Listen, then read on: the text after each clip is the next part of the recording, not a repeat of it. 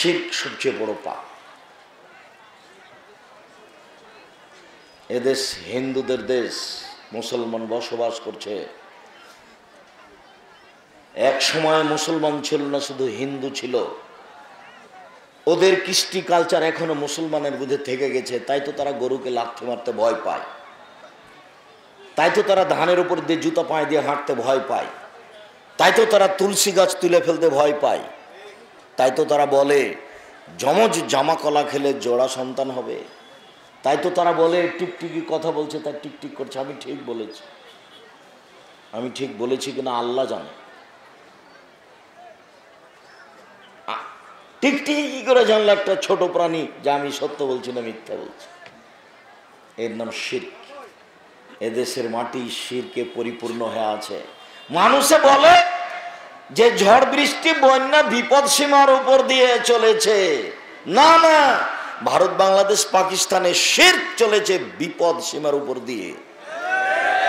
কথায় কথায় শিরক, কাজে কাজে শিরক, চলাফেরায় শিরক, ওঠা বসায় শিরক, প্রতিষ্ঠানে শিরক, কলেজ বিশ্ববিদ্যালয়ে শিরক, বাড়িতে শিরক, মা চাচির কাছে শিরক, শিক্ষকের কাছে শিরক।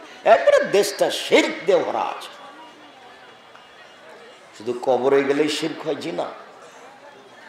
সন্ধ্যার সময়, সন্ধ্যার সাথে সাথে গাড়িটা আসছে ঢাকা থেকে দিনাজপুর, সূর্য ডুবার সাথে সাথে এ দিয়ে দিয়েছে, গাড়িতে আলো দিয়ে দিয়েছে।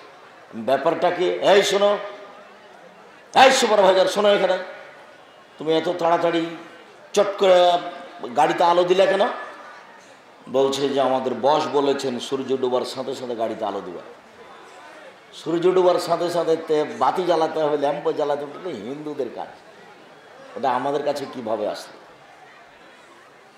গান বাজনা বাদ্যযন্ত্র হিন্দুদের কাজ, ওটা মুসলমানের ভিতরে কিভাবে আসলো? সম্মানিত দিনী ভাই বোন, নেশাদার দ্রব্য পান করলে দুনিয়াবি শাস্তি, তাকে ৮০ লাঠি পিটাতে হবে, এটাই শাস্তি। পরকালে জাহান্নামও হতে পারে, জান্নাতও হতে পারে। মহান আল্লাহ বলেন ইয়াসআলুনাকা আনিল খামরি ওয়াল মাইসির, মুহাম্মদ সাল্লাল্লাহু আলাইহি সাল্লাম, আপনাকে জনগণ জিজ্ঞাসা করে মদ এবং জুয়া সম্পর্কে। আপনি বলুন মদ এবং জুয়া দুটাই মহা পাপের কাজ। মদ খেলেও মহাপাপ হয়, জুয়া খেললেও মহাপাপ হয়। মনে রাখবেন, জুয়া কোনো নির্ধারিত খেলার নাম নয়। প্রত্যেক যে খেলাতে টাকার হার জিত রয়েছে সেটাই হলো জুয়া। এই যে ফুটবল ক্রিকেট আন্তর্জাতিকভাবে খেলা হয়, তোমরা একবারে বাড়ির পাশে বিশাল এক ব্যবস্থাপনা করে সারা রাত দেখতে থাকো যে কে হারছে কে জিতছে দেখি। আবার বাড়ির উপরে পতাকা দিয়েছ, তুমি ব্রাজিলের পক্ষে আর তোমার বাপ পাকিস্তানের পক্ষে, দুইটা পতাকা। তোমার মাথার চুলটা চতুর্দিক ছাটা আছে, উপর দিকে বড় হয়ে আছে ছাতার মতো। এটা ইহুদি খ্রিস্টানের কাজ। তোমাকে খ্রিস্টান হতে ভালো লাগে? কাজা, এর নাম হলো কাজা চুল ছাঁটা, অর্ধেক ছাঁটেছে আর অর্ধেক বাকি আছে। এটা হারাম, এটা কাবিরা গুনাহ। তোমাকে দেখলে আমি ঘৃণা করি। তুমি কিসের শিক্ষিত মানুষ? তোমাকে কে শিক্ষিত বলেছে? আমি আব্দুর রাজ্জাক বিন ইউসুফ তোমাকে আর তোমার বাপকে আর তোমার মাকে যদি অশিক্ষিত আজকে প্রমাণ করতে না পারি, আমি বক্তব্য আর দেবো না কোনোদিন। তুমি, তোমার বাপ আর তোমার মা, এই তিনজন একসাথে। মুহাম্মদ সাল্লাল্লাহু আলাইহি ওয়াসাল্লাম বলেন এর ফল বিদ্যা উঠে যাবে, একশাল জাহাল মূর্খতা বেড়ে যাবে। এই ছেলে, চতুর্দিকে এই পর্যন্ত ছাঁটা আছে, ব্লেড দেওয়ার উপরে এভাবে চুল হয়ে আছে, এটা কি বলো তো তুমি দেখি? এটা কি? তোমার বাপ ডান দিকে বসে আছে আর তোমার মা বাম দিকে বসে আছে, আর তোমার দুই কানে ইয়ারফোন লাগা আছে, ইন্ডিয়া ল্যাংটা গান চলছে। এখন বলো তোমার বাপ মা কি? এই ছেলে বলো তোমার বাপ মা কি? বলো, এর নাম বাপ মা? কুকুর শ্রীগাল বানাতে এসেছে বাপ মা, না ছেলে মানুষ করতে এসেছে বাপ মা? 1 মিনিট উপস্থিত বৈঠকের মুসলিম বোন, এই মেয়ে, ও তো আপনার মেয়ে, কথা বলবে কেন? এটা তো দিনই বৈঠক, ও ফাইজলামি করে, ও কি বুঝবে? ঢং ঢং করে এসেছে গরু ছাগলের মতো, আবার ঢং ঢং করে চলে যাবে। তাহলে ও কি বুঝবে? তাহলে ও কি শুনবে? এই জন্য এসেছে। আমি এত কষ্ট করে এই জন্য এসেছি। একটা বাক্যের দাম 1 কোটি টাকা। হিসাব রাখতে হবে, এইভাবে বসে থাকতে হবে। উপস্থিত বৈঠকের দিনই মুসলিম বোন আপনাকে বলছি, এই মেয়ে তোমাকে বলছি, মুখ বন্ধ করো, মুখ বন্ধ করে, একবারে মুখখান বন্ধ করে চুপচাপ বসে থাকবা। কেউ গায়ের উপর দিয়ে চলে গেলে যাক। সম্মানিত দিনী ভাই বোন, আমি বলছিলাম জন্ম দিতে পারলেই পিতা হওয়া যায় না, প্রসাব করাতে পারলে মা হওয়া যায় না। 1 মিনিট, জাবের একজন বিশিষ্ট সাহাবী, উনি রাসূলের সাথে যুদ্ধে গেছেন। তো এখন সবাই যুদ্ধ করে ফিরে আসছে, মদিনায় ঢুকবেন। তাহলে রাসূল বলছেন, এই সবাই থামো, এখানে থামো, রাতে এখানে থাকো, সকালে যাব। তো জাবের বলছেন, আল্লাহর নবী, আমি নতুন বিবাহ করেছি, আমাকে বাড়ি যেতে দেন। তখন আল্লাহ রাসূল এইটা বাদ দিয়ে অন্য কথা জিজ্ঞাসা করতে লাগলেন, ও তুমি নতুন বিবাহ করেছ, বিক্রানাম সাইয়্যিব, তুমি তালাক প্রাপ্ত মেয়ে বিবাহ করেছ না কুমারী মেয়ে বিবাহ করেছ? তখন লোকটি বললেন, জাবের রাদিয়াল্লাহু আনহু বললেন যে সাইয়্যিবা, আমি তালাক প্রাপ্ত মেয়ে বিবাহ করেছি, ওর বিবাহ হয়েছিল, ওর স্বামী ওকে তালাক দিয়ে দিয়েছে, আমি তাকে বিবাহ করেছি। তখন আল্লাহ রাসূল বলছেন, হাল্লা বিক্রান তোলায়বকা, তুমি কুমারী মেয়ে কেন বিবাহ করলে না? তুমি তার সাথে খেলতো, তোমার সাথে খেলতো, তুমি তার সাথে খেলতে, ও তোমার সাথে খেলতো, তুমি কেন কুমারী মেয়ে বিবাহ করলে না? তখন উত্তর দিচ্ছে, দেখেন, এবার আপনি যে বাপ মা, এটা আপনাকে দেখাবো, উত্তর দিচ্ছে দেখেন, আল্লাহর নবী, আমার বাপ উহুদের যুদ্ধে শহীদ হয়েছেন, আমার বাপ 6টা মেয়ে রেখে গেছেন, 6টা। তো আমি আমার বোনদের সমবয়সের মেয়েকে বিবাহ করতে চাইনি 4টা কারণে। আমি তালাক প্রাপ্ত মেয়ে, বড় মহিলা, হুঁশজ্ঞান রাখে, সংসার বুঝে, এরকম মেয়ে বিবাহ করেছি 4টা কারণে। 1, তুয়ার দেব হন না, ও জন্য আমার বোনদেরকে শিষ্টাচার দিতে পারে। 2, না, ও যেন আমার বোনদেরকে বিদ্যা শিক্ষা দিতে পারে। 3, অতুরাজ্জেল হন না, ও যেন আমার বোনদের মাথার চুল চিরুনি করে দিতে পারে। 4, অতাকুম আলাইহিন না, ও যেন আমার বোনদের উপরে পাহারা দিতে পারে। হাদিস তো বুখারী মুসলিম, আপনার কাছে কি বিবেচনা আছে? এই ছেলে বলো দেখি 4টা কি?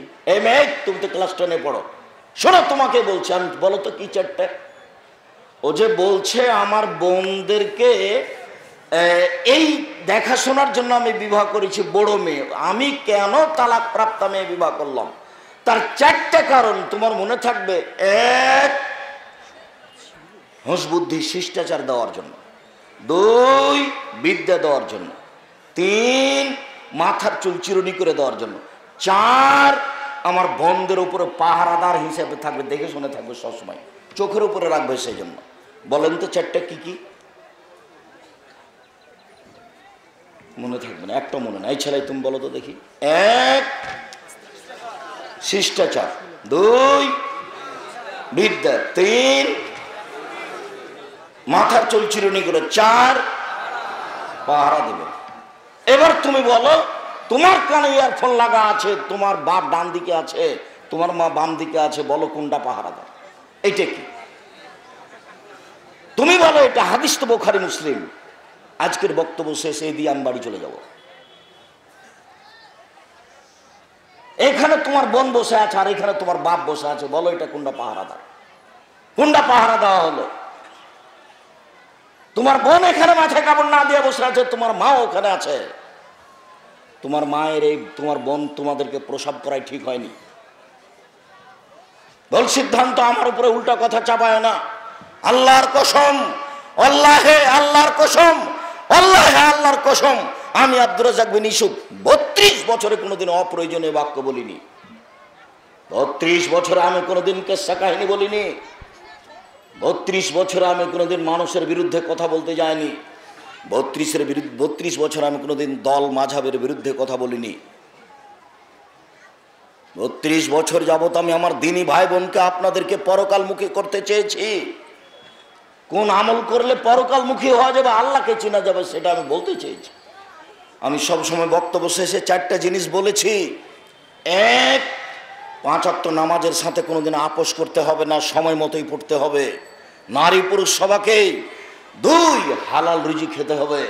3, কোরআন মাজিদ তেলাওয়াত করতে হবে, অন্তত সূরা ইখলাস। টিস্যু লাগবে আর একটু, তোমরা একটু পাখা দেখাতে হবে। 4, 2 জন যেখানে বসে আছে সেখানে বসবেন না, ওর নাম আড্ডা পিটা। ওখানে কারো বদনাম হচ্ছিল, আপনি গিয়ে বললেন ঠিক বলেছিস, আসলেই খারাপ। এবার নেন তো তাহাজ্জুদ পড়লেন, একটা টিকবে না, সব হারিয়ে যাবে। এক কথা দিয়ে সব নষ্ট হয়ে যাবে। এই জন্য আপনাকে আমি আড্ডা পিটতে 2 জন যেখানে বসে আছে সেখানে বসতে নিষেধ করেছি। আপনি আমার দিনী ভাই, আপনি আমার দিনী বোন, আপনাকে আমি অনেক ভালোবাসি, আমি আপনাকে কষ্ট দিতে আসিনি। বক্তব্য সুর দিয়ে দিতে হবে না, বক্তব্য সুর কণ্ঠে দেওয়া জায়েজ নয়। 32 বছর থেকে বলে আসছি বক্তব্য হতে হবে এইভাবে। এই যা খাতাবা, যখন আল্লাহ রাসূল বক্তব্য দিতেন, ওহমারা তাই না হু, 2 চোখ লাল হয়ে যেত, অস্তা দেখা যাবো হু, রাগ বেশি হয়ে যেত, অলা সৌত হু, কণ্ঠ উঁচু হয়ে যেত, কান্না মন জোরে যাস, যেন তিনি সৈন্যদলকে ধমক দেখাচ্ছেন, এই করতে হবে সেই করতে হবে। এটা ছিল তোর বক্তব্যের গতি। হাদিস বুখারী মুসলিম। কণ্ঠস্বরে বক্তব্য দিলে সত্য মিথ্যা একসাথে না জড়ালে কণ্ঠ টিকে না, আর মানুষকে মূল্যায়ন করতে পারে না। আপনার পরিবর্তনের জন্য এসেছি, মুনাফিকি করবেন না। আপনি আমার দিনী ভাই, আপনার ছেলে মেয়ে আছে, কথা চারটা মনে রাখেন, বক্তব্যের সাথে মুনাফিকি করিয়েন না। বক্তব্যের সাথে মুনাফিক করে নিজের উপকার করতে পারবেন না, জাতির উপকার করতে পারবেন না। মরলেই জাহান্নাম হবে। কবর যত কঠিন, কিয়ামত তার চেয়ে অনেক বেশি কঠিন। কিয়ামত যত কঠিন, জাহান্নাম তার চেয়ে অনেক অনেক অনেক বেশি কঠিন। সম্মানিত দিনী ভাই বোন, জুয়া, প্রত্যেক যেই খেলাতে হার জিত আছে সেটা হলো জুয়া। এই ছেলে শোনো, যেই খেলাতে শরীর চর্চা নেই, হার জিত নেই, বসে বসে সময় কাটে, এইটা আরো হারাম। আল্লাহ রাসূল বলছেন, মান লাইবা বিনারদেশির ফাঁকা দাঁত খেলা এদাহফি দামে খিনজির। কেউ যদি চৌসার, ছক্কা, লুডু, দাবা, পাঞ্জা, ক্যারাম বোর্ড, তাস, গেমস, যত খেলা এখন পৃথিবীতে দেখা দিয়েছে বসে বসে চলে, কিয়ামত পর্যন্ত আরো যত দেখা দিবে, সব খেলাগুলিতে কেউ যদি অংশগ্রহণ করে তাহলে সে তার হাতকে শরীর শুকুরের রক্তের মধ্যে ডুবিয়ে দিল। হাদিস মুসলিম। এই কথা মুহাম্মদ সাল্লাল্লাহু আলাইহি ওয়াসাল্লাম বলেন, আমি নিজে বলিনি, আমি অনুবাদক। তিনি বলছেন, মান লাইবা মান বিনারদেশির, কেউ যদি চৌসার, ছক্কা, লুডু, দাবা, পাঞ্জা, ক্যারাম বোর্ড, তাস, গেমস। মা অবাক, আরে আপনার মা অবাক মহিলা, ও ছোট ছেলেটাকে ওই গেমস খেলতে দিয়েছে, আর ওই ভারতের ওটা কি কি চ্যানেল, স্টার, ও নিয়ে বসে আছে। এই বউকে আপনি সংশোধন করেন, নাহলে 3 দিনের মধ্যে তালাক দিবেন। আমি আপনাকে তালাক দিতে আদেশ করিনি, তবে পরকাল হারায়েন না। আপনাকে আমি তালাক দিতে সরাসরি ওই মহিলাকে বলেছি যে আপনার মায়ের মতো হবে না। ওকে 150 চাউল রান্না করতে হবে না। আপনার মা চাউল রান্না করতে 3 কেজি, অন্তত তাকে হাফ কেজি 1 কেজি চাউল রান্না করতে হবে। সারাদিন ফকিরে খাবে, সন্ধ্যাতে গরুতে খাবে, গরু ছাগলে খাবে। কেন 150 চাউল রান্না করলো? কেন রান্না করবে? দুপুরে মেহমান এসেছে, তখন বলছে ওর স্বামীকে, কি করবে কি করবে, অল্প চাউল রান্না করেছি তো, দিলে তো শেষ হয়ে যাবে, চানাচুর বিস্কুট দেবি দেখে দাও। এটি কি আপনার মায়ের স্বভাব ছিল? আপনার মা ঢেঁকিতে ধান ভেঙে ভাত রান্না করত 16 জন মানুষের। আপনার মায়ের মন যেমন বড় ছিল তেমনই হতে হবে আপনার স্ত্রীর মন। ওকে বুঝাতে হবে, ফকিরকে ভিক্ষা দিয়ে জান্নাত কিনবো এটাই চূড়ান্ত। তাহাজ্জুদ পড়ে জান্নাত কিনবো না, ফকিরকে ভিক্ষা দিয়ে জান্নাত কিনবো এটাই ঠিক। জান্নাত কিনে নিব। মুসাফির অসহায় মানুষকে খেতে দিয়ে জান্নাত কিনে নিব। রাসূল সাল্লাল্লাহু আলাইহি ওয়াসাল্লামকে জিজ্ঞাসা করা হলো, পৃথিবীর মানুষ দুনিয়াতে আছে অনেক, মানুষের জীবনে সবচেয়ে বড় ভালো কাজ কি? আল্লাহর নবী বলেন তো, আল্লাহর নবী মানুষের জীবনে সবচেয়ে ভালো কাজ কি? মানুষ হজ করে, ভালো কাজ। সিয়াম পালন করে, ভালো কাজ। যাকাত দেয়, ভালো কাজ। তাসবিহ তাহলিল করে, ভালো কাজ। কোরআন মাজিদ তেলাওয়াত করে, ভালো কাজ। তো সবচেয়ে ভালো কাজ কোনটি? তখন আল্লাহ রাসূল বলছেন, তুতিমুত্তাম ওয়াতাকরাহু সালাম, দুস্থ গরিব ফকির মিসকিনকে খেতে দিবা, এটাই হলো সবচেয়ে ভালো কাজ। উত্তর আমি দিইনি, উত্তর মোহাম্মদ সাল্লাল্লাহু আলাইহি ওয়াসাল্লাম দিয়েছে। তা আপনার বউ 150 চাল রান্না করেছে, বলেন তো ফকিরকে কি দেবে? আর আমি বলেছিলাম যে আপনি আর আপনার স্ত্রীর স্বভাবকে পরিবর্তন করবেন। এই ছেলে, তোমাকে আমি বলে দিই, তোমার মাকে বলে দিও, আম্মা যখন আমি বাড়ি থেকে বের হবো আম্মা, তখন আমার পকেটে 50টা টাকা খুচরা দিয়েন তো আম্মা, 5 টাকা 10 টাকা নোট দিবেন। ফকির আসলে আমার কাছে 500 টাকা নোট থাকে, তখন আমি খালি বলি মাফ করো, মাফ করো, মাফ করো। ফকিরের কাছে মাপ চাইতে হয়।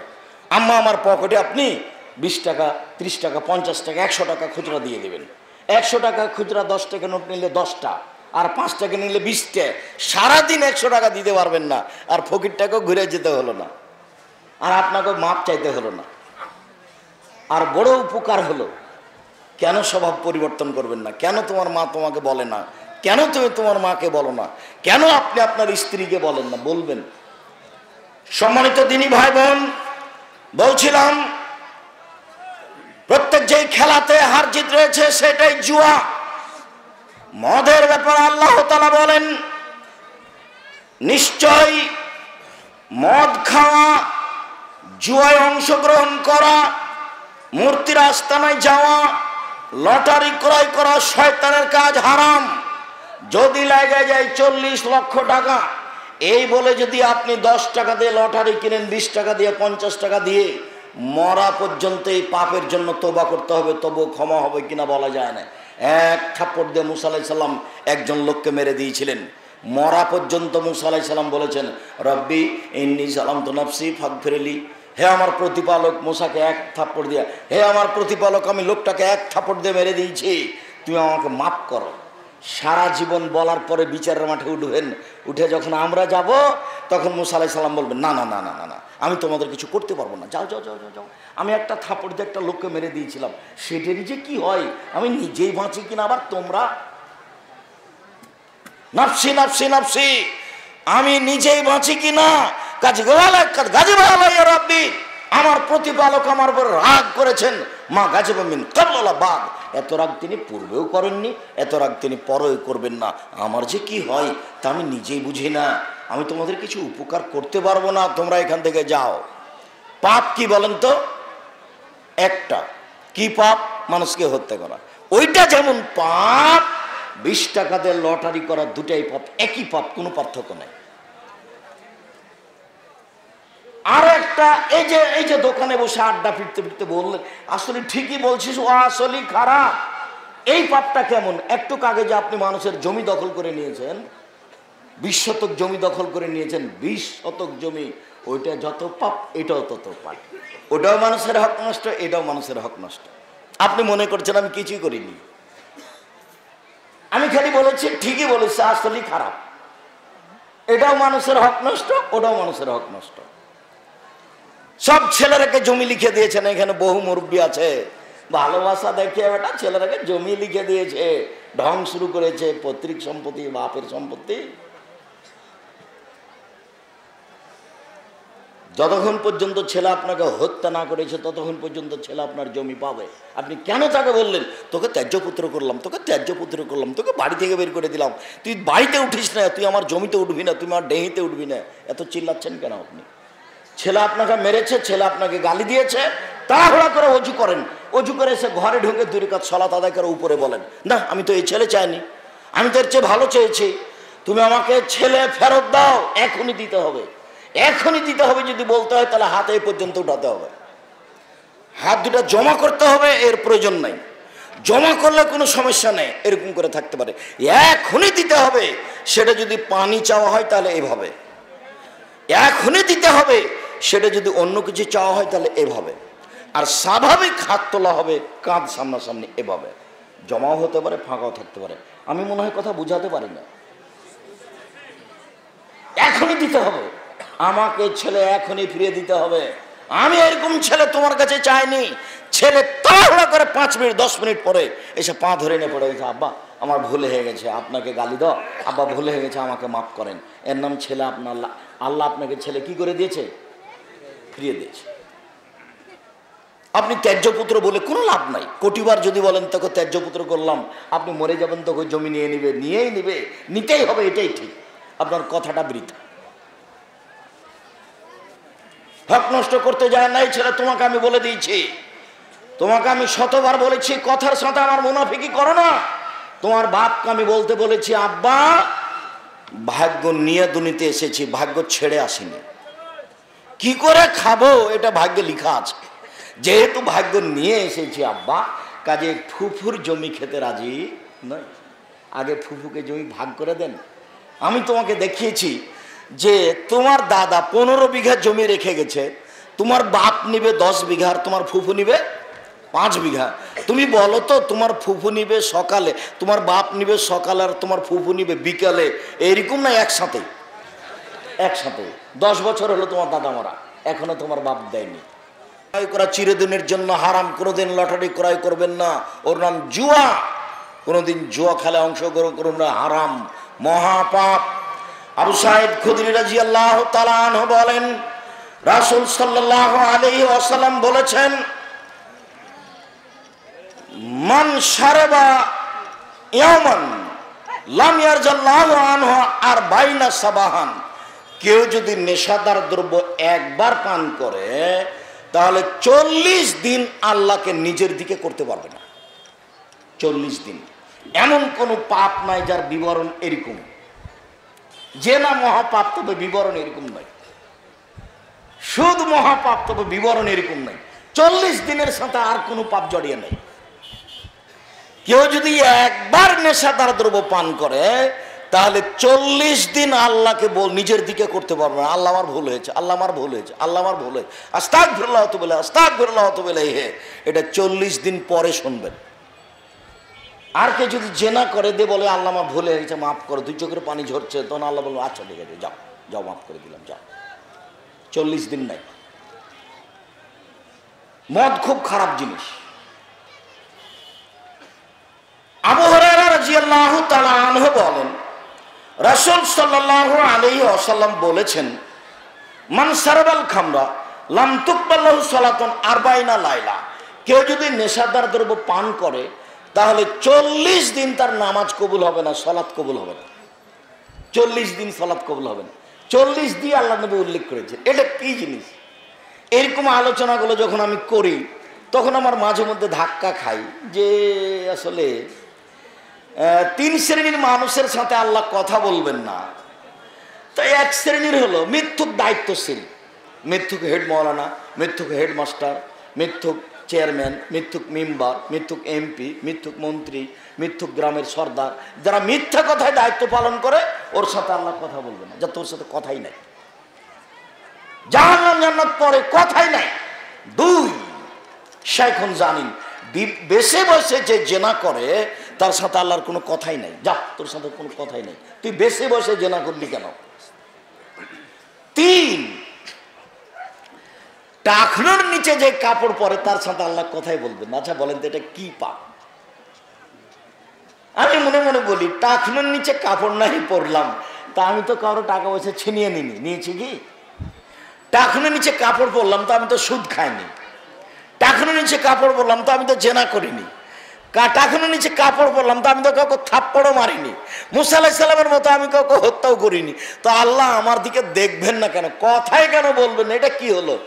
এটা এই জন্য, এই পাপটা হলো মনের সাথে জড়িত। মনে চাচ্ছে যে প্যান্টটা একটু টাকনোর নিচে রাখি, নাহলে ঠ্যাঙ্গা ঠ্যাঙ্গা লাগে। স্ত্রী মেয়েতে বলছে, আব্বু টাকনোর নিচে প্যান্ট উপরে রাখলে কেমন কেন জানি কেমন কেমন লাগে। বউ বলছে, শোনো প্যান্টটা তুমি টাকনোর নিচে করো তো, খালি উপরে করে থাকো, কেমন কেমন লাগে, খালি ঠ্যাঙ্গা ঠ্যাঙ্গা লাগে। তখন বউ বেটি সবার কথা শুনে প্যান্টটা কিসের নিচে রেখেছে? টাকনোর। এটা মনে চাচ্ছে সেই জন্য, এই জন্য এত বড় পাপ।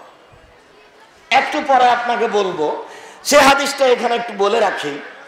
আল্লাহ রাসূল বলছেন যে 4 শ্রেণীর মানুষ জাহান্নামে যাবে। 4 শ্রেণীর মানুষ। 1 মধুমুল খাম, নিয়মিত বিড়ি তামাক জর্দা সিগারেট গুল নেশাদার দ্রব্য খায় পান করে যারা, ওরা জাহান্নামে যাবে। 2 কাম্মার, জুয়া খেলে যারা।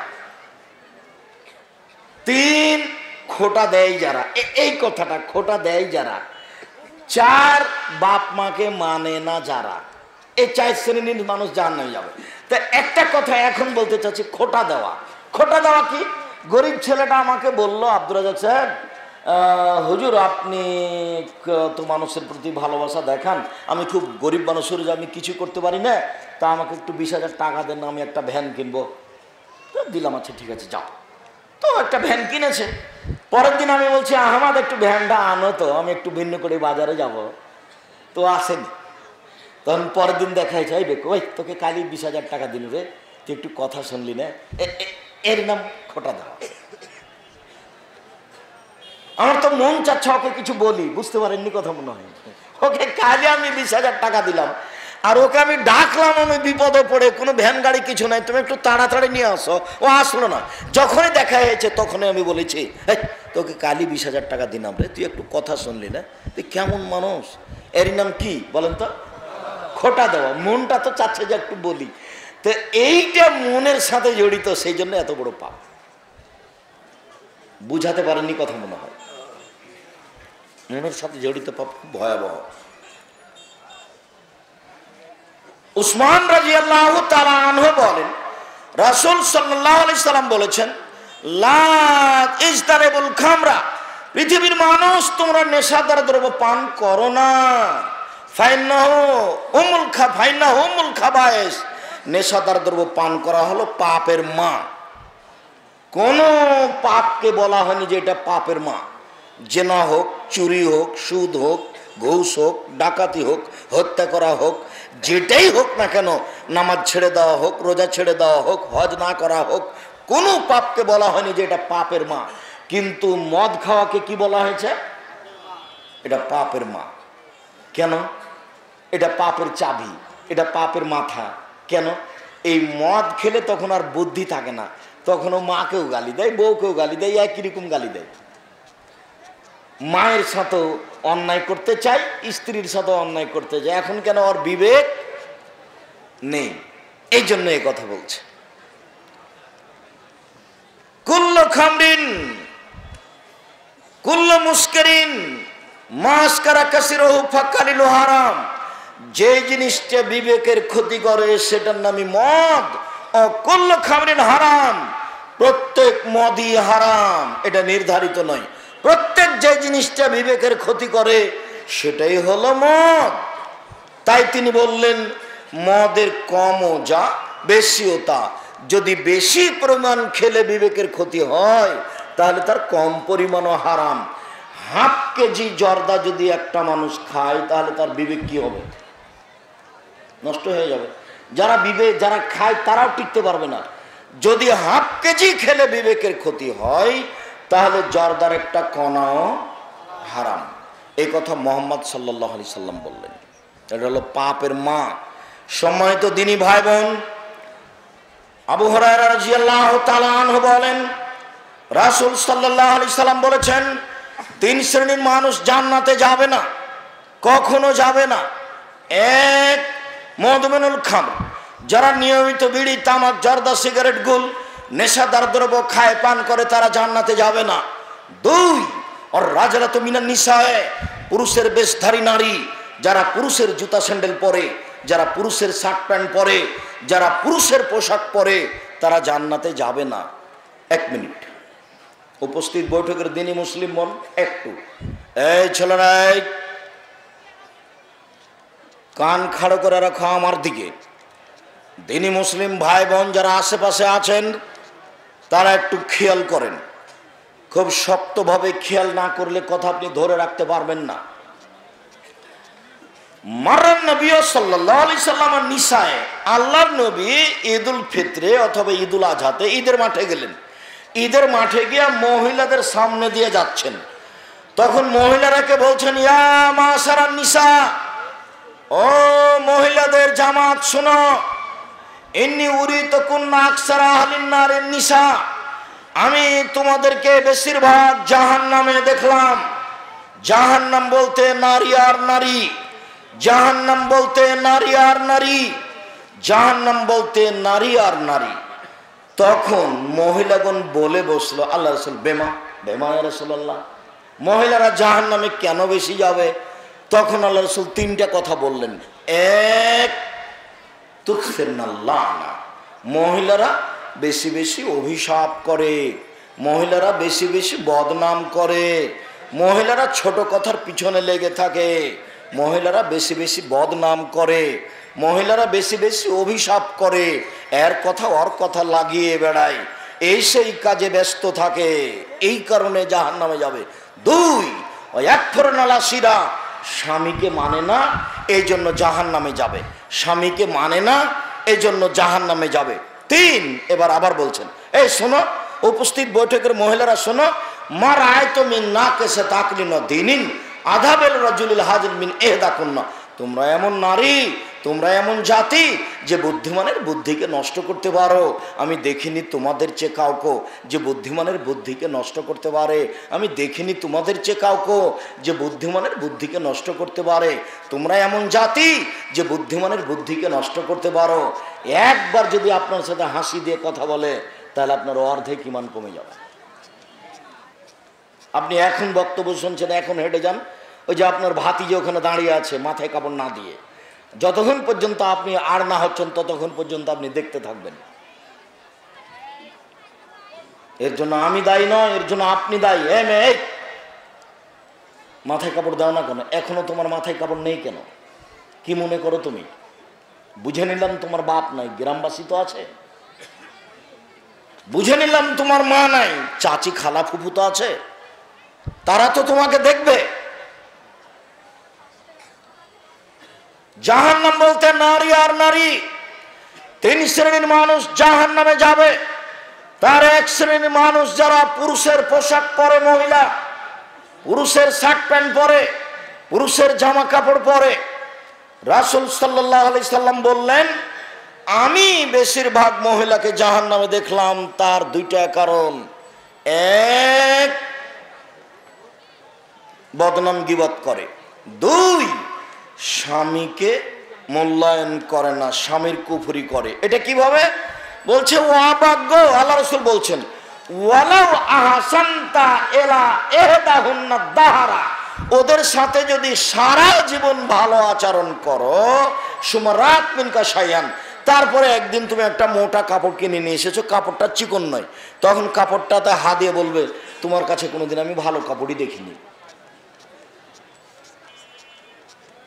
বলবে যে মা রাই তুমি হাসান কাত্ত, আমি তোমার মধ্যে কোনো ভালো দেখিনি।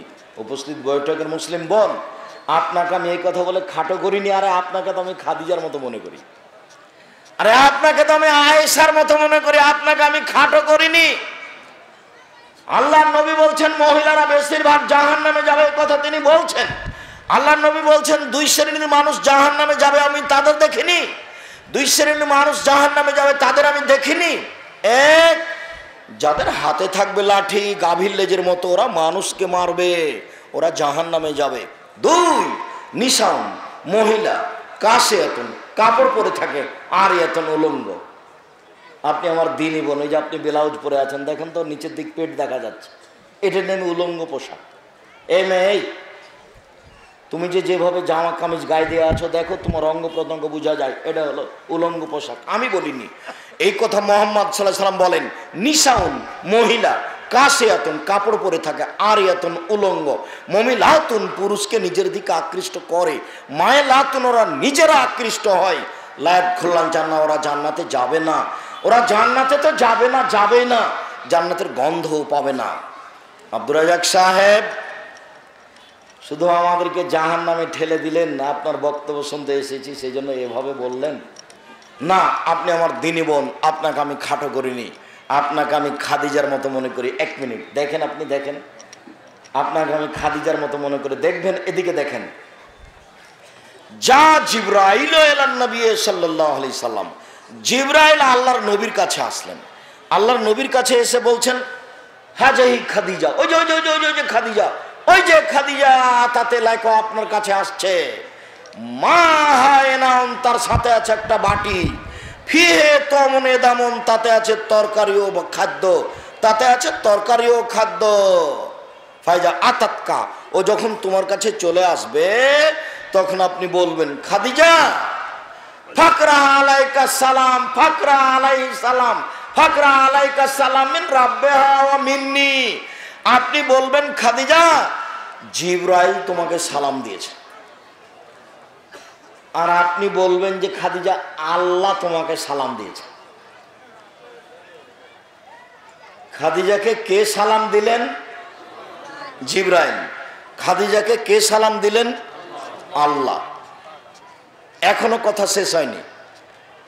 আপনি বলে দিবেন অবাসেরহা বেবাইতিন ফিল জান্নাহ মিন সাকাবিন, হীরা মুক্তা মাণিক্য দিয়ে তার জন্য একটা জান্নাত তৈরি করা হয়েছে, যেখানে কোনো হইচই নেই, যেখানে কোনো হইচই নেই, শুধুমাত্র আছে নিরাপত্তা, সেখানে কোনো কষ্ট ক্লেশ নেই। এ হলো খাদিজা। 1 মিনিট। আয়েশা রাদিয়াল্লাহু তাআলা আনহা বলেন, আল্লাহর নবী বললেন, আয়েশা জিবরাইল তোমাকে সালাম দিল। এক বিছানে 3 জন, এক খাটে 3 জন, এক ল্যাপের নিচে 3 জন, মোহাম্মদ সাল্লাল্লাহু আলাইহি সাল্লাম, জিবরাইল, আয়েশা। মোহাম্মদ সাল্লাল্লাহু আলাইহি সাল্লাম, জিবরাইল, আয়েশা। তখন আল্লাহ নবী বলছেন, আয়েশা হাজা জিবরাইল, এই যে জিবরাইল ইকরাকা সালামা, তোমাকে সালাম দিল।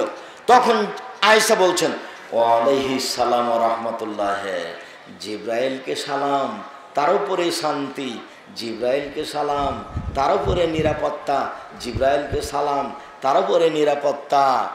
হুয়ায়ারা ফালা নারা, তিনি তো দেখতে পান, আমরা তো দেখতে পাই না। মোহাম্মদ সাল্লাল্লাহু আলাইহি সাল্লাম তো দেখতে পান, আমরা তো দেখতে পাই না। মোহাম্মদ সাল্লাল্লাহু আলাইহি সাল্লাম বলছেন, এই যে জিবরাইল, মানে কি বলেন তো, দেখতে পাচ্ছেন, এই যে জিবরাইল তোমাকে সালাম দিল। এখন আয়েশা বলছেন, আমি তো দেখতে পাই না, উনি তো বলছেন এই যে জিবরাইল, একই বিছানে, একই খাটের উপর, একই ল্যাফের নিচে, উনি বলছেন এই যে জিবরাইল তোমাকে সালাম দিল। তখন আমি বললাম যে ওয়ালাইকা ওয়ালাইহিস সালাম, কিন্তু আমি তো দেখতে পাই না। ইনি নাম আয়েশা। আপনাকে 1 মিনিট শোনাই, আপনি তো মাথায় কাপড় না দিয়ে এখানে বসে আছেন, পেটটা দেখা যাচ্ছে। 1 মিনিট, এই শোনো, আমি এই কথাটা বলে এখান থেকে ফিরে আসছি।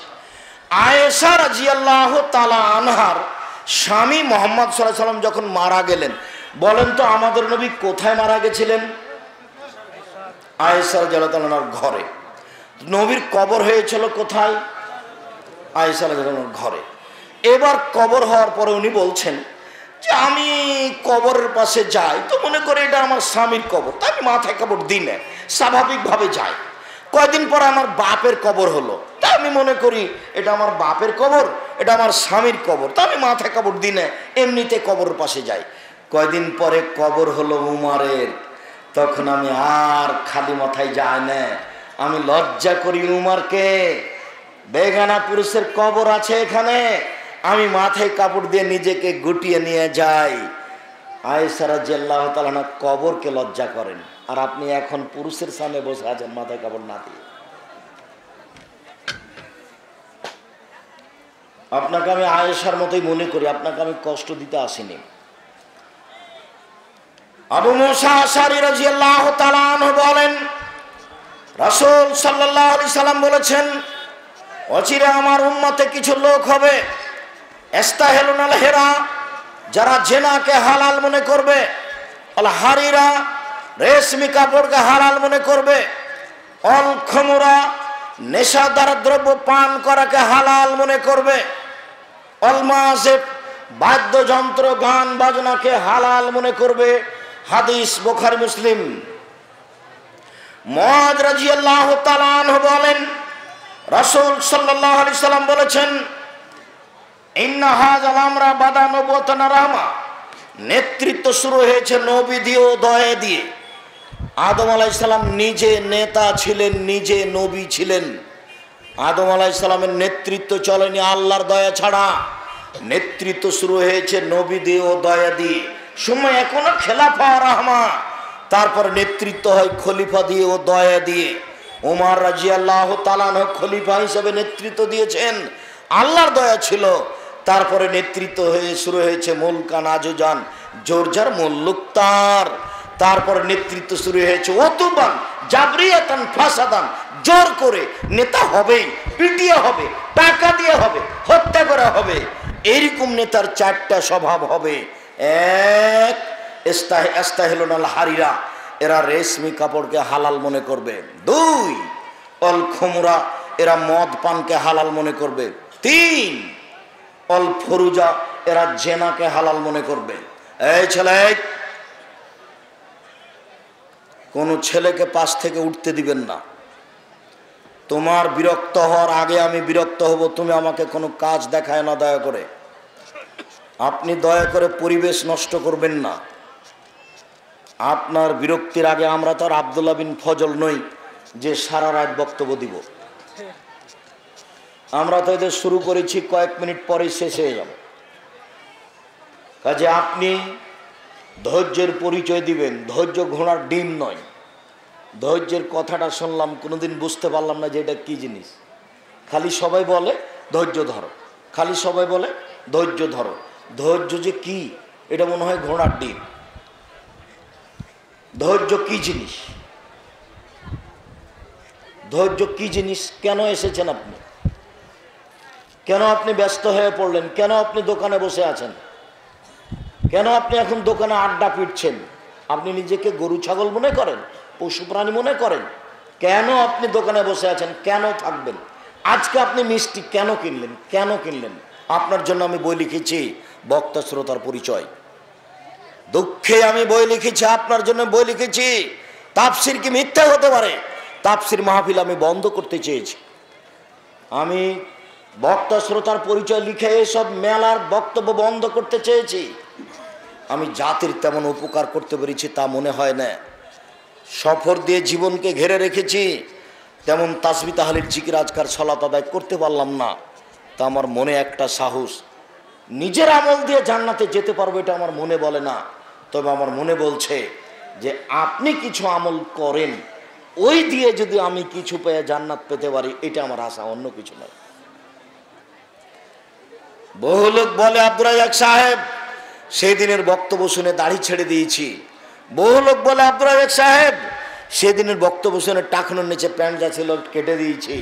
আব্দুর রাজ্জাক সাহেব সেদিন থেকে দোকানে বিড়ি তামাক জর্দা সিগারেট উঠে নেয়। আব্দুর রাজ্জাক সাহেব যেইভাবে আপনি বক্তব্য দিয়েছেন বাড়িটা সেভাবে সাজিয়ে রেখেছি। তখন আমার মনটা বলে এখান থেকে আমি কিছু নেকি পাবো, ইনশাল্লাহ পাবো, ইনশাল্লাহ। এইটাই আমার আশা। নিজে কিছু করতে পারছি তা আমার মনে বলে না। পুরো জীবনটা সফর দিয়ে ঘেরা।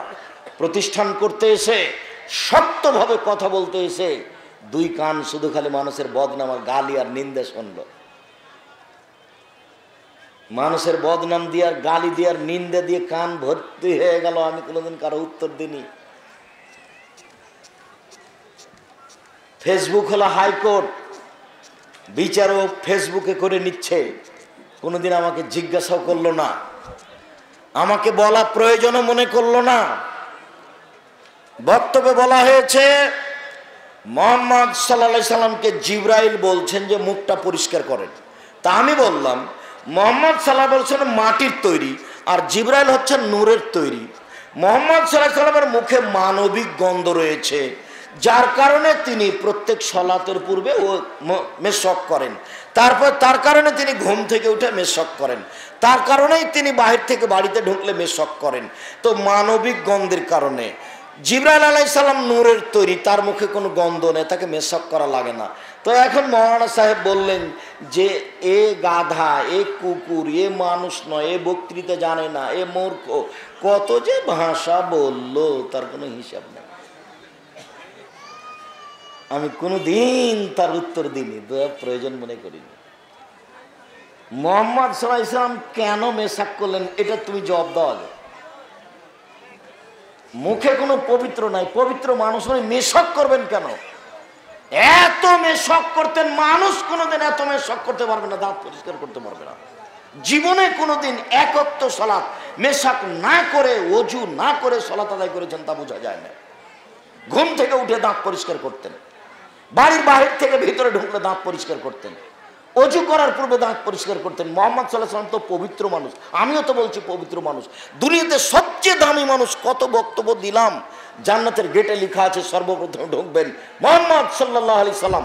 বিচারের মাঠে কেউ কথা বলতে পারবে না, সবচেয়ে পাওয়ারফুল মানুষ মুহাম্মদ সাল্লাল্লাহু আলাইহি সাল্লাম, তিনি কথা বলবেন। তো তাকে এতবার দাঁত পরিষ্কার করতে হবে কোন জিবরাইল কয়বার করেন? এই ছেলে তুমি তো দেখেছ না এটা। উনি যে এত কিছু বললেন আমাকে, তো উনি কি কোনো সময় বিবেচনা করেছেন ইনি দাঁত পরিষ্কার করে কেন? মাওলানা সাহেব আপনার কথাই ঠিক, মোহাম্মদ সাল্লাল্লাহু আলাইহি সাল্লাম পবিত্র মানুষ, উনি মেশক করলেন কেন? মৌলানা সাহেব, না বুঝে বক্তব্য দিতে হয় না। আমি মোহাম্মদ সাল্লাল্লাহু আলাইহি সাল্লামের বাপ মাকে জাহান্নাম বলেছি, জাহান্নামী, আপনি খেপে গেলেন। মোহাম্মদ সাল্লাল্লাহু আলাইহি সাল্লাম তার মায়ের জন্য ক্ষমা চাওয়ার অনুমতি চাইলেন, আল্লাহ বললেন ক্ষমা চাওয়ার অনুমতি হবে না। তখন মোহাম্মদ সাল্লাল্লাহু আলাইহি সাল্লাম বললেন আমার মায়ের কবর একটু দেখতে যেতে চাচ্ছি। তখন আল্লাহ বললেন ঠিক আছে যান, দেখতে যান, কিন্তু ওখানে গিয়ে বলতে পাবেন না যে আল্লাহ আমার মাকে ক্ষমা করো। কি বুঝলেন?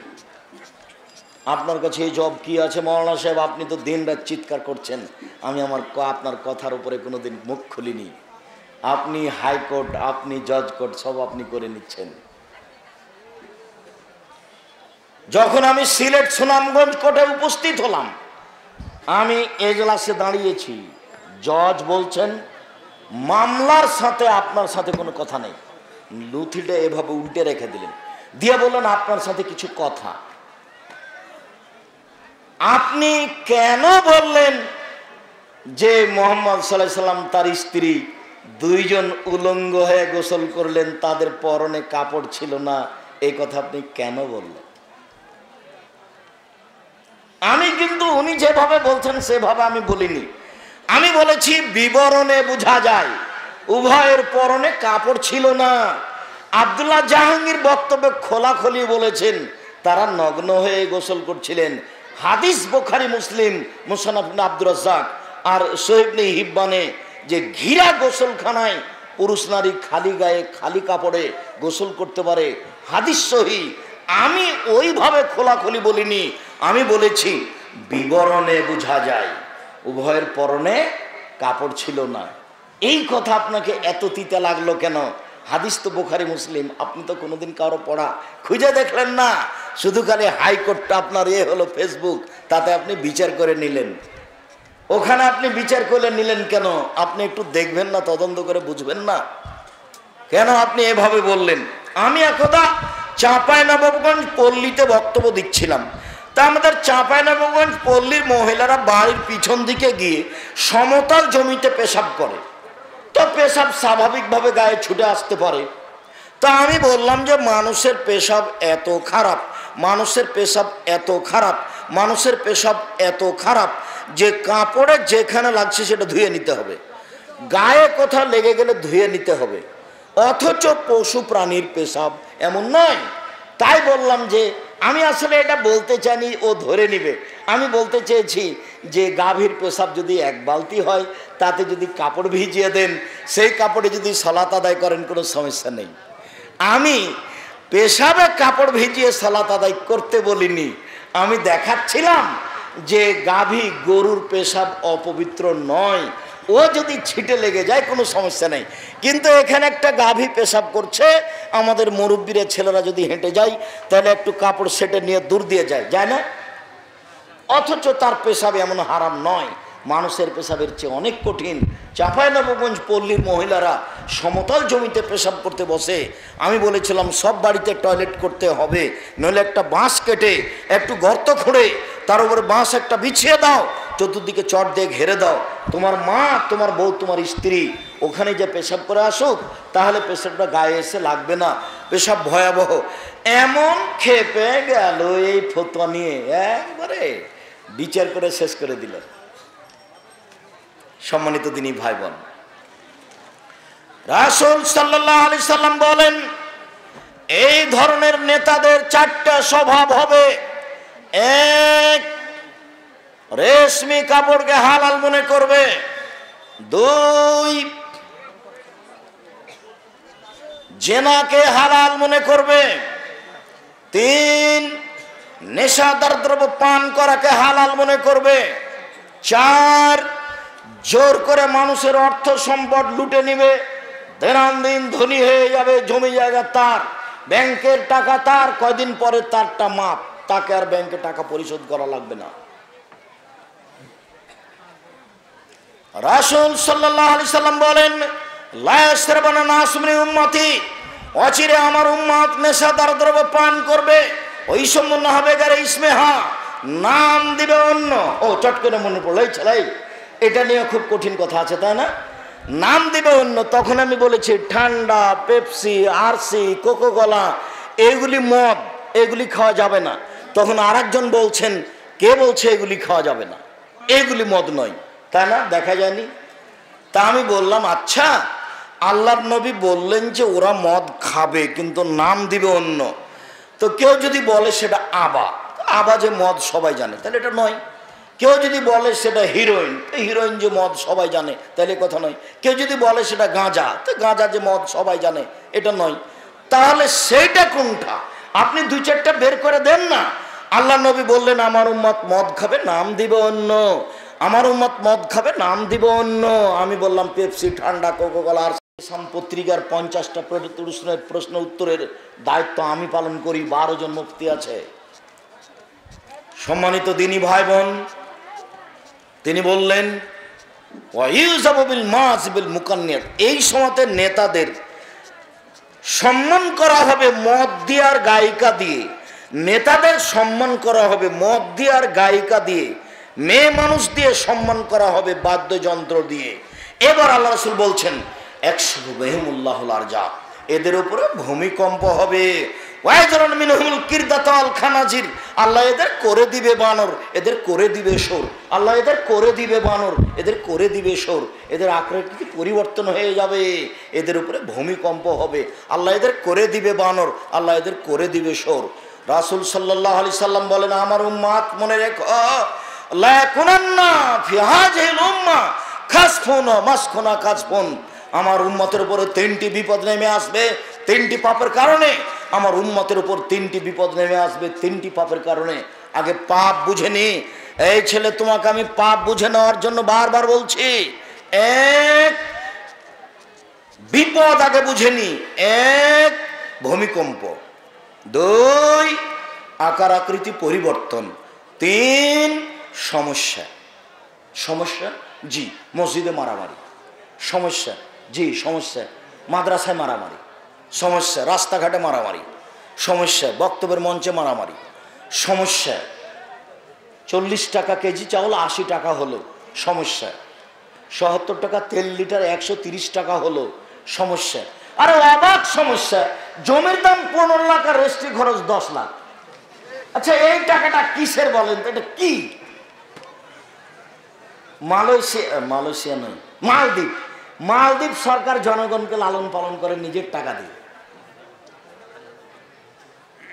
জমির দাম 15 লাখ আর রেজিস্ট্রি খরচ 10 লাখ। আপনি এটা কি হিসাবে দিলেন? এটা কি? ফকিরকে দিলেও তো একটা ফকির উপকার হতো, একবারে বাড়ি পাকা হয়ে যেত ফকিরের। এরই নাম সমস্যা। আরো আসবে, দিন যত যাবে বিপদ তত নেমে আসবে। 3টি পাপের কারণে 3টা বিপদ নেমে আসবে। ছেলে মনে রেখো। 1, ভূমিকম্প।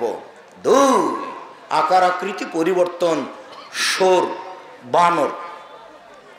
3, সমস্যা। পাপ 3টা। 1, এই যে সারেবুল খুমরা, মানুষ যখন নেশাদার দ্রব্য পান করবে। জীবনে কোনোদিন তুমি আর বিড়ি সিগারেট মুখে দিও না। জীবনে কোনোদিন তুমি আর মদ মুখে দিও না। এইভাবে কান ধরতে হবে, কথা আমি বলিনি। এইভাবে তুমি বলে যাও তোমার সাথে মদ আবদ্ধ। জিন্দিগিতে কখনো আর আমি বিড়ি, তামাক, জর্দা, সিগারেট মুখে দেব না। আস্তাগফিরুল্লাহ ওয়া আতুবু ইলাইহি, আস্তাগফিরুল্লাহ ওয়া আতুবু ইলাইহি। আমি তোমার কাছে ক্ষমা ভিক্ষা চাই, আমি তোমার নিকটে ফিরে যেতে চাই। তুমি এই কথা বলো। শোনো, বুঝেও বুঝে না ওরা অন্তর আছে, বুঝে না। দেখেও দেখে না ওরা চক্ষু আছে, দেখে না। শোনেও শোনে না ওরা কান আছে, শোনে না। উলাইকা কালানাম, তারা পশু প্রাণীর মতো, তারা গরু ছাগলের মতো। আল্লাহ মানুষকে গরু ছাগল বলেননি, বলেছেন গরু ছাগলের মতো। আচ্ছা গরু ছাগল এই বিড়ি, তামাক, জর্দা, সিগারেট খাবে না কোনোদিন, এটা কেউ বুঝে? এটাও বুঝে না, কিন্তু মানুষ বুঝে। যার জন্য আল্লাহ মানুষকে গরু ছাগল বলেননি, বলেছেন গরু ছাগলের মতো। বুঝাতে পারলাম না? আল্লাহ মানুষকে কি বলেছেন? গরু ছাগলের মতো। কেননা বিড়ি, তামাক, জর্দা, সিগারেট মানুষ ছেড়ে দিতে পারে না, গরু ছাগল পারে। মানুষ পারে। মানুষের ভিতরে ক্ষমতা আছে, তোমাকেই পারতে হবে, আজকেই পারতে হবে। আগামীকাল সন্ধ্যা হতে হতে সব প্যান্ট কেটে দিতে হবে। আর কোনোদিন দাড়িতে হাত লাগাতে হবে না, মেয়ে মানুষ সাজিও না, অভিশাপ হবে, চোখের পাওয়ার কমে যাবে, স্ত্রী মিলন ক্ষমতা কমে যাবে। দাড়ি আল্লাহর রাস্তায় ছেড়ে দাও, ফল ভালো হবে, জান্নাত হবে। দোকান পাটে আড্ডা পিটিও না, আর কোনো দিন বসবে না, একবারে জরুরি জরুরি। এই ছেলে, এই কথাটা মনে রাখছি, চট করে মাথায় এসেছে বলে রাখছি। 4টা কারণে 4 শ্রেণীর মানুষের কবরের শাস্তি হবে না। 1, জুমার দিন মারা গেলে কবরের শাস্তি হবে না। 2, শহীদ হলে কবরের শাস্তি হবে না। 3, পেট ব্যথায় মারা গেলে কবরের শাস্তি হবে না। 4, রাতে সূরা মুলক পড়লে কবরের শাস্তি হবে না। সূরা মুলক কয় আয়াতের? 30 আয়াতের। অভ্যাস করতে হবে প্রতিদিন পড়া। কোনোদিন যদি না পারা যায় তাহলে দিনে পড়ে পরিশোধ করে নেবেন। দিনে পড়ে যখন মনে পড়ছে তখনই পড়ে নেবেন। আগের 3টা কঠিন। 1, জুমার দিনে মারা গেলে, জুমার দিনে মরণ হবে কিনা বলতে পারবো? 2, শহীদ, আমি কি শহীদ কিনা তা বলতে পারবো? বাংলাদেশে যারা হিন্দু মরছে তারাও নাকি শহীদ। 3, পেটে ব্যথায় মারা গেলে, কোনটা ব্যথায় যে আমি মারা গেলাম আসলে সেটা কি না নিশ্চিত নই। 4, সূরা মুলক, এটা সহজ। আপনাকে আমি বলেছি সূরা ইখলাস 3 বার পড়লে কি হয়? 1 বার কোরআন মাজিদ পড়ার সময় নেকি হয়। নেকি লুটে নেন। কদিন ছিল বয়স 40, এখন দেখছেন 60, তার মানে সময় শেষ। বয়স 60 হয়ে গেছে না, আপনি এখন বোনাসে বেঁচে আছেন। আল্লাহ মানুষকে বোনাস দেন। শোনো শোনো, আর একটা কথা, এই ছেলে শোনো, মুরব্বী আপনি শুনেন, মানুষের সাথে ভালো আচরণ করলে বয়স বাড়ে, আর জেনা করলে বয়স কমে, আর জেনা করলে টাকা পয়সা কমে যায়। জেনা করলে ব্যবসা মায়ের খাবে, জেনা করলে ব্যবসা মায়ের খাবে, জেনা করলে ব্যবসার উপরে সমস্যা নেমে আসবে, টাকা হারিয়ে যাবে। যে সাথে পার্টনার ব্যবসা করছিল টাকা নিয়ে পালিয়ে যাবে। আল্লাহর নবী এই কথা বলছেন, কাজে খুব ভালোভাবে মনে রাখবেন। 3টা পাপের কারণে আমার উম্মতের উপরে 3টা বিপদ নেমে আসবে। 1, যখন নেশাদার দ্রব্য পান করবে। 2, যখন মেয়েরা নাচবে। সব মোবাইলে মেয়ে নাচে, সব দোকানে মেয়ে নাচে, সব ঘরে মেয়ে নাচে। একটা বাড়ি 5 তলা, 30টা রুম আছে, 25টা রুমে মেয়ে নাচে। 3, জারাতুল কায়নাতুল মাআজিব, যখন বাদ্যযন্ত্র প্রকাশ পাবে। সব মোবাইলে বাজনা বাজে, সব দোকানে বাজনা বাজে, প্রায় সব ঘরে বাজনা বাজে, সব ঘরে মেয়ে নাচে, সব দোকানে মেয়ে নাচে, সব ঘরে বাজনা বাজে। অতএব সময় চলে এসেছে, মানুষ এখন সন্ধ্যায় থাকবে মানুষ, আর সকালে হবে বানর সোর। এই ছেলে শোনো, তোমার মোবাইলে যেন আর কোনোদিন ল্যাংটা মেয়ে না নাচে, তোমার মোবাইলে যেন কোনোদিন আর কোনো মেয়ের নাম্বার না থাকে। তুমি তোমার মোবাইল থেকে নাম্বার একেবারে চিরদিনের জন্য মুছে দাও। বড় মোবাইলের অপর নাম হলো জাদু, বড় মোবাইলের অপর নাম হলো জেনা। এখন মানুষ পায়খানা ঘরে মোবাইল নিয়ে যায়, তা কি জানো? এর নাম জাদু, এটা জেনা। আল্লাহ রাসূল বলছেন, আয়নান তাজনামুল জানাহুন নাজরা, 2 চোখের জেনা হচ্ছে চোখ দিয়ে দেখা। অল ওজনানের জেনা হল ইস্তেমা, 2 কানের জেনা হচ্ছে কান দিয়ে শোনা। অল ইয়াদ জেনা হাল বাদশ, হাতের জেনা হচ্ছে হাত দিয়ে ধরা। রিজল জেনা হাল মাসি, পায়ের জেনা হচ্ছে এই পথে চলা। জেনাল কলব তাতমান্না তাস্তাহি, অন্তরের জেনা হচ্ছে পরিকল্পনা করা। জেনাল লিসানুল উতক, জিহ্বার জেনা হচ্ছে কথা বলা। তোমার মোবাইলে ল্যাংটা মেয়ে নাচে, তোমার মোবাইলে তুমি রাত 12টা 2টার পরে শুধু জেনা দেখতে চাও, তুমি হারিয়ে গেছো, মান সম্মান হারিয়ে গেছে, জাহান্নাম নির্ধারণ হয়ে গেছে। তবে তোমাকে আমি আশ্বস্ত করে যাচ্ছি, যুবক মনে রেখো, আজ থেকে যদি তুমি বলতে পারো জীবনে কোনোদিন আমার মোবাইলে কোনো ল্যাংটা মেয়ে নাচবে না, জিন্দেগিতে কোনোদিন আমি আমার মোবাইলে কোনো মেয়ের সাথে কথা বলবো না, এই কথা যদি তুমি বলতে পারো, এই ছেলে যত নাম্বার আছে তুমি এখন বলো, যত নাম্বার আছে আমি সব নাম্বারকে পায়ের নিচে ফেলে ডলে দিলাম, সব নাম্বারে পেশাব করে দিলাম। যেমন রাজশাহী চাঁপাইনবাবগঞ্জে ডুলি বিবি শব্দটা আমি পেশাব করে দিতে বলেছি। ডুলি বিবি শব্দ আপনারা শুনেছেন? জানেন কি? এটা তো দিনাজপুর। বরের সাথে যে মেয়েগুলি যায় বিবাহের দিন, ওগুলোকে চাঁপাইনবাবগঞ্জে কি বলে? ডুলি বিবি বলে। রানী বুড়ি হোক আর ডুলি বিবি যেটাই হোক, আমি বলেছি এই শব্দে পেশাব করে দাও। আর কোনোদিন যেন বরের সাথে কোনো মহিলা, কোনো মেয়ে, বোন, খালা, ফুফু, ভাবি কেউ যেন বরের সাথে না যায়, শুধু মুরব্বীরা যাবে।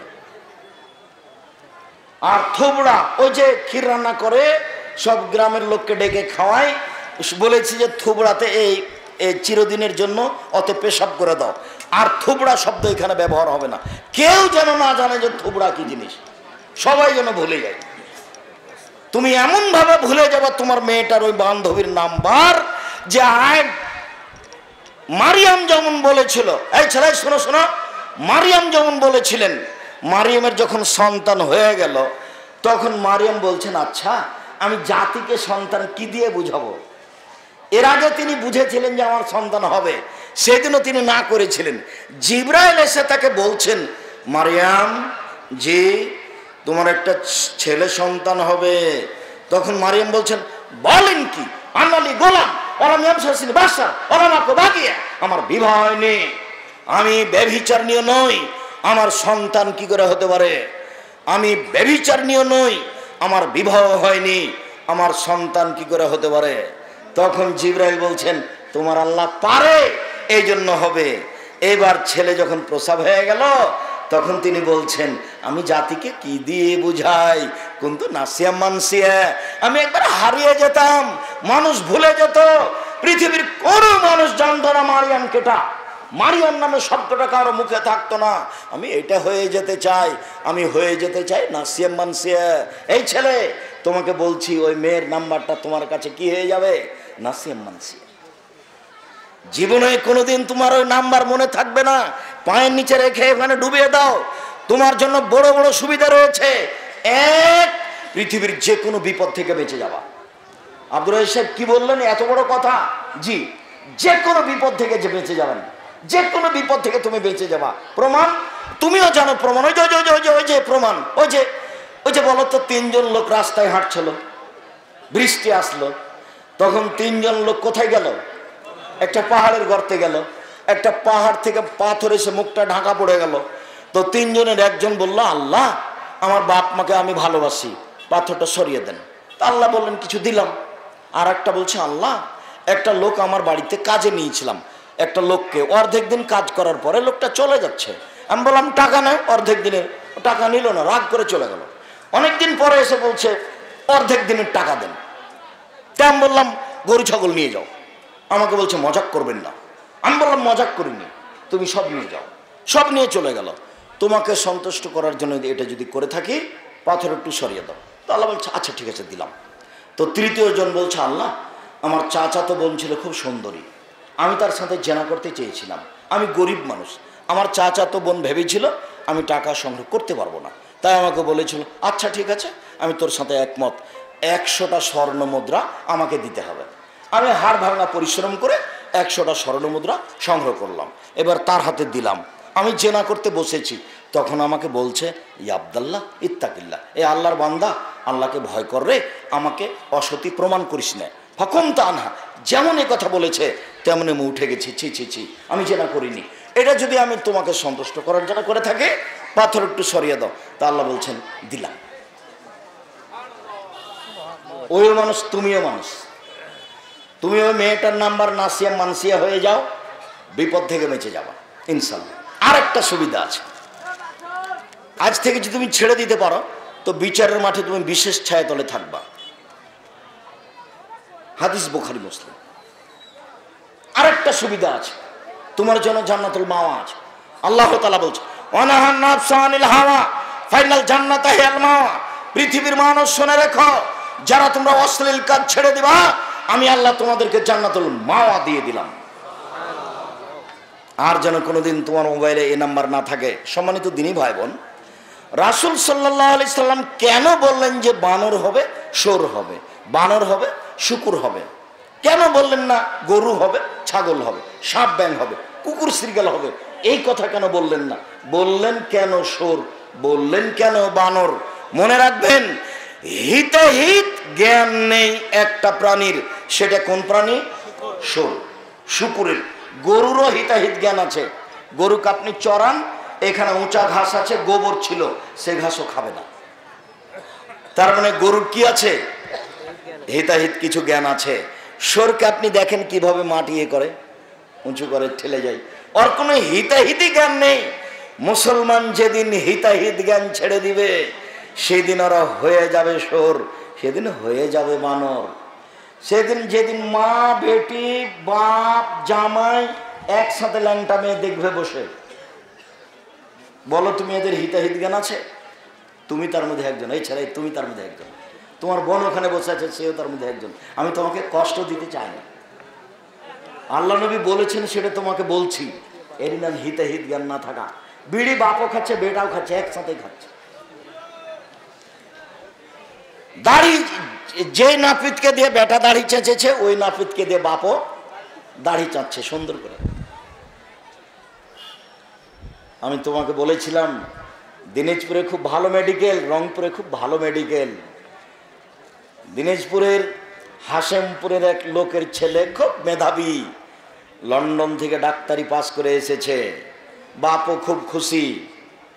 তো এবার চাকরি পেয়েছে ঢাকা পিজি হাসপাতালে, 1.5 লক্ষ 2 লক্ষ টাকা বেতন। ছেলে এসেছে বাড়িতে, গাড়ি থেকে নামলো ছেলে, পায়ে জুতা আছে, প্যান্ট টাকনোর নিচে আছে, গলায় টাই আছে, দাড়ি চাঁচা আছে, হাতে সিগারেট আছে। এই সময়ে ছেলে এইভাবে গাড়ি থেকে নামলো। একটু পরে বৌমা গাড়ি থেকে নামলো, হালকা হালকা কাপড় আছে গায়ে। একটু পরে নাতনি গাড়ি থেকে নামলো, পরনে কোনো কাপড়ই নাই, দেখা যাচ্ছে গাড়ির পিছন দিকে কুকুর আছে। বলো তো বাপ যে টাকা খরচ করেছে এটা এখন ঠিক আছে না বেঠিক? ছেলে যখন নামলো দাড়ি চাঁচা ছিল, হাতে সিগারেট ছিল, গলায় টাই ছিল, প্যান্টটা টাকানোর নিচে ছিল। বৌমা যখন নামলো হালকা হালকা গায়ে কাপড় ছিল। নাতিনি যখন নামলো তখন গায়ে কাপড় দেখা গেল না, দেখা গেল গাড়ির পিছনে কুকুর আছে। টাকা লস হয়েছে, ভুল বুঝবেন না, এর নাম হিতাহিত জ্ঞান নেই। এই ছেলে, আল্লাহ নবী বললেন যে বিদ্যা চর্চা করে তার পায়ের নিচে ফেরেশতা পর বিছায়, একবারে হুবাহু এটাই তর্জমা, ফেরেশতারা পর বিছায়। তো তুমি দিনাজপুর কলেজে যাচ্ছ, দাড়ি চাঁচা আছে, হাতে সিগারেট আছে, প্যান্টটা টাকানোর নিচে আছে, বই হাতে আছে, পকেটে কলম আছে, বিদ্যা চর্চা করতে যাচ্ছ। এখন বলো তো তোমার পায়ের নিচে ফেরেশতা পর বিছায় কি? তোমার বোন বিদ্যা চর্চা করছে, কলেজে যায়, মাথায় কাপড় নেই, চুল সাজানো আছে, আর ওই হিন্দুদের কপালে টিপ দিয়া আছে, আর শরীরের অবস্থা তুমি ভালো জানো, তোমার মা তার চেয়ে বেশি ভালো জানে। ওই এইভাবে কলেজে যাচ্ছে, বলো তো তার পায়ের নিচে ফেরেশতা পর বিছায় কি? তাহলে এটা বিদ্যা নয়। রাসূল সাল্লাল্লাহু আলাইহি সাল্লাম বলেন, পৃথিবীর মানুষ শুনে রেখো, ইন্না মিন আসরাতি সাত, কিয়ামতের লক্ষণ, 1 বিদ্যা উঠে যাবে, 2 মূর্খতা বেড়ে যাবে, 3 মদ পান বেশি হয়ে যাবে, 4 জেনা বেড়ে যাবে, 5 পুরুষ কমে যাবে, 6 মহিলা বেশি হয়ে যাবে, একজন পুরুষের অধীনে থাকবে 50 জন নারী। 50 জন আরবি শব্দ বেশি বুঝাতে ব্যবহার হয়, একজন পুরুষের সাথে হাজারো নারীর জেনার সম্পর্ক থাকবে।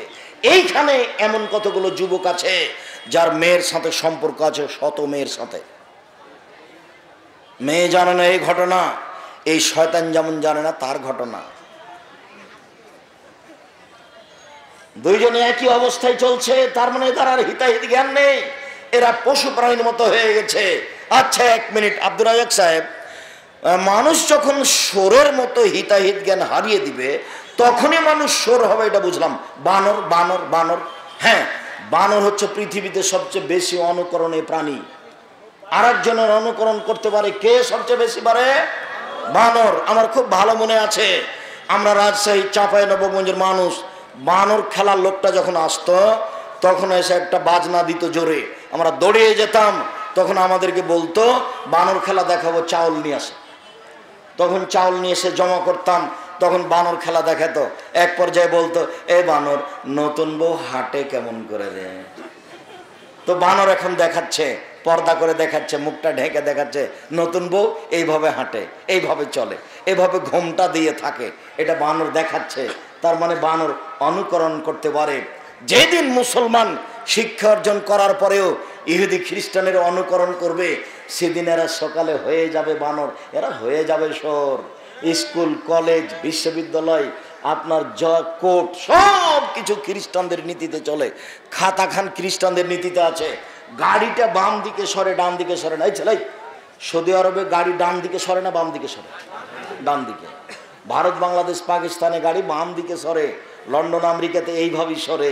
খাতা খান হিন্দুদের খ্রিস্টানের নীতিতে, আপনার বইটা খ্রিস্টানের নীতিতে, শিক্ষক শিক্ষিকার যাতায়াত খ্রিস্টানের নীতিতে, ক্লাসে ঢোকাটা খ্রিস্টানের নীতিতে, বের হওয়াটা খ্রিস্টানের নীতিতে, ছুটি হওয়াটা খ্রিস্টানের নীতিতে, হাইকোর্টে জজ বসে আছে খ্রিস্টানের নীতিতে, উকিলদের সামনে আছে খ্রিস্টানের নীতিতে, কথা হচ্ছে খ্রিস্টানের নীতিতে।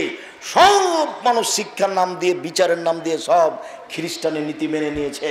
এখন মানুষ হয়ে যাবে বানর, এখন মানুষ হয়ে যাবে সবটাই একবারে পুরো নীতি নিয়ম সব।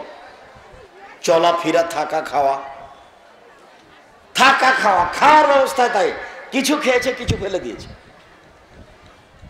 রাসূল সাল্লাল্লাহু আলাইহি ওয়াসাল্লাম বলছেন, আমার তিনটা জীবনে ভয়, আমার জীবনে তিনটা ভয়। এক, আইম্মাতুম মুজিল্লিন, ভ্রান্ত হুজুর।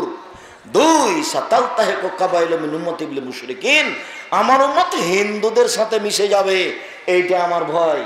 হিন্দুদের মেলাতে ওরাই বেশি না মুসলমান বেশি? মুসলমান বেশি। গান বাজনা, বাদ্যযন্ত্র, বিবাহ লাগলে কাদের বাড়িতে বাজতো? আপনাদের মনে নাই না? দড়িয়াদের বাড়িতে দেখতে যাওয়া হয়েছে, এখন কাদের বাড়িতে বাজে? মুসলমানদের বাড়িতে বাজে। আমার উম্মতে হিন্দুদের সাথে মিশে যাবে, এটা আমার ভয়। সাতাদু কাবাইল মুনুমতাল আওসান, আমার উম্মত মূর্তি পূজা করবে। সুন্দর করে বাপের ছবিটা সাজিয়ে রেখেছে ঘরে, সুন্দর করে মায়ের। ঘরে ঢুকলাম, জনাব এই ছবিটা, আর এটা আমার আব্বার, আমি খুব ভালোবাসি আমার আব্বাকে। এটা আমার আম্মার ছবি, আমি খুব ভালোবাসি।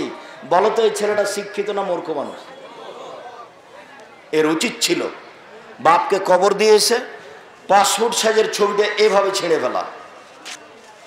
পাসপোর্ট হজ করার একটা বাপের ছবি আছে, এইভাবে ছিঁড়ে ফেলে কবরের কাছে গিয়ে বলবে, আল্লাহুম্মা গফির লাহি ওয়ারফা দারজাতাহু ফিল মাহদিন ওয়াফসালাহু ফি কবরিহি ওয়া নাব্বির লাহু ফিহি। আল্লাহ, তুমি আমার বাপকে ক্ষমা করো, তাকে উচ্চ মর্যাদা দান করো, তুমি তার কবরকে প্রশস্ত করো, তুমি তার কবরকে আলোকিত করো। এ হলো শিক্ষিত ছেলে। সম্মানিত দিনী ভাই বোন, আমরা আলোচনার শেষে এসে আপনাদেরকে নেশাদার দ্রব্য থেকে সাবধান থাকার জন্য অনুরোধ জানাচ্ছি। এই ছেলে, থামো, অত ব্যস্ত হয়ে পড়লে কেন? আলোচনা শেষে আমার দুই তিনটা কথা আছে। এক নাম্বার কথা, আজকে যে আলোচনা হলো, বাপ মা সহ, ভাই বোন সহ জরুরিভাবে সেটা মেনে চলার চেষ্টা করতে হবে ইনশাআল্লাহ। দুই, জামিয়া সালাফিয়ার জন্য দোয়া করতে হবে। খালি মুখে বলতে হবে, আল্লাহ তুমি জামিয়া সালাফিয়াকে কবুল করো। তিন, 3রা ফেব্রুয়ারি জামিয়া সালাফিয়া তেঘরা, বিরল, দিনাজপুর, লালমনিরহাট, নীলফামারী, কুড়িগ্রাম, পঞ্চগড়, ঠাকুরগাঁ, গাইবান্ধা, জয়পুরহাট, এসব ডিস্ট্রিক্টের মানুষকে উপস্থিত হতে হবে ইনশাআল্লাহ। আর রাজশাহী তো যাবেন, দূরে হলে আমার সাথে অনেক ভালোবাসা। 22-23 ডিসেম্বর, 3রা 2-3 মার্চ হচ্ছে রূপগঞ্জ, নারায়ণগঞ্জ, বিশাল প্রতিষ্ঠান। রাজশাহীর মসজিদ হচ্ছে 90% জমির উপরে, যার একতলাতে 3000 মানুষ একসাথে সালাত আদায় করতে পারে, যার 3 তলার কাজ চলছে শেষের দিকে। সম্মানিত দিনী ভাই বোন, 4 নম্বর হচ্ছে দিন প্রচার করতে চেয়েছে মুখে, মিডিয়ায়, কলমে। কলম আপনার সামনে আছে, কলমগুলির মধ্যে উপদেশ বইটা দেখুন, সালাত শিক্ষা, নামাজ শিক্ষা বইটা দেখুন, সাথে সাথে দুয়ার বইটা দেখুন। এতদিন ছিল 16 জায়গাতে দোয়া করার জায়গা, এখন দিয়েছি 24টা স্থান। কাজেই দুয়ার বইটা সংগ্রহ করবেন, আর মাসিক আল ইতিসাম পত্রিকাকে ছেড়ে যাবেন না। কারো কাছে 20 টাকা না থাকলে 20 টাকা কর্জ করে নিয়ে একটা মাসিক আলিতে সম্পত্তিকে নিয়ে যাবেন। 50টা প্রশ্নের উত্তর আছে। এইটাই জামিয়া সালাফের মুখপাত্র। এটা আমার জীবনে বড় স্বাদ। আমি এটাকে জাতির সামনে পেশ করব ইনশাআল্লাহ। কে বড় লাভবান, কে বড় ক্ষতিগ্রস্ত, আদর্শ নারী, আদর্শ পরিবার, বক্তা শ্রোতার পরিচয়। মরণ একদিন আসবেই, মরণ একদিন আসবে। অতীব গুরুত্বপূর্ণ বই, নতুন বই বের হয়েছে নামাজের উপরে, নতুন বই বের হয়েছে আপনার হজের উপরে আর পোশাকের উপরে। হজ পোশাক, এই বইগুলি স্টেজ থেকে সংগ্রহ করুন। আমি আপনাদের জন্য দোয়া করি, আল্লাহ আমার দিনী ভাই বোন দূর দূরান্ত থেকে এসেছে, এটাকে তুমি কবুল করো, তাদের মাফ করো। আমাদের যারা আত্মীয় স্বজন মারা গেছে, তুমি তাদের কবরের শাস্তি মাফ করো। আল্লাহ তুমি আমাদেরকে আজকের এই আলোচনা শুনে যা শুনেছি তার উপরে আমল করার তৌফিক দান করো। আমি আপনাদের প্রশ্নের উত্তর দিই। যে যেখানে আছেন একটু ধৈর্যের পরিচয় দিয়ে থামবেন।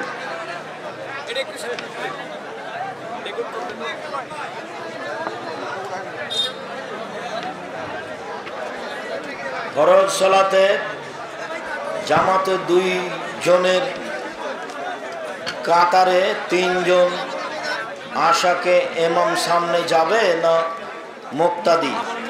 মুক্তাদি পিছনে চলে যাবে, ইমাম ওখানেই থাকবে। জায়গা না থাকলে ইমাম আগে চলে যাবে। মাথার চুল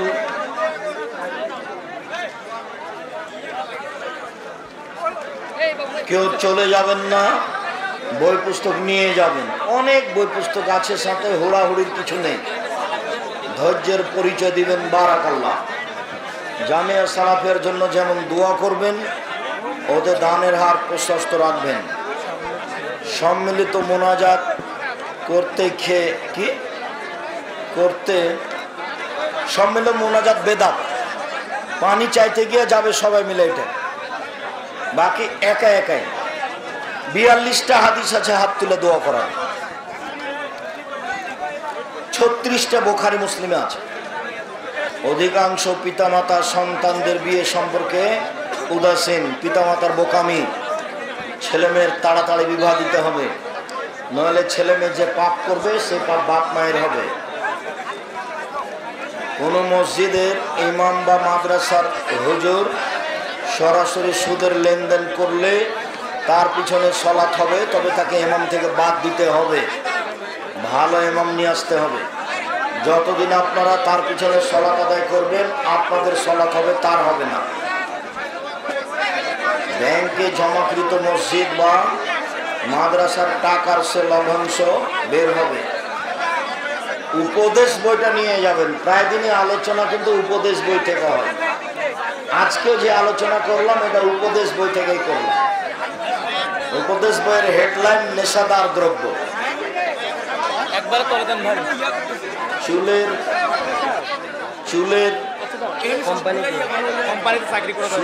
কোম্পানিতে চুলের মানে কি?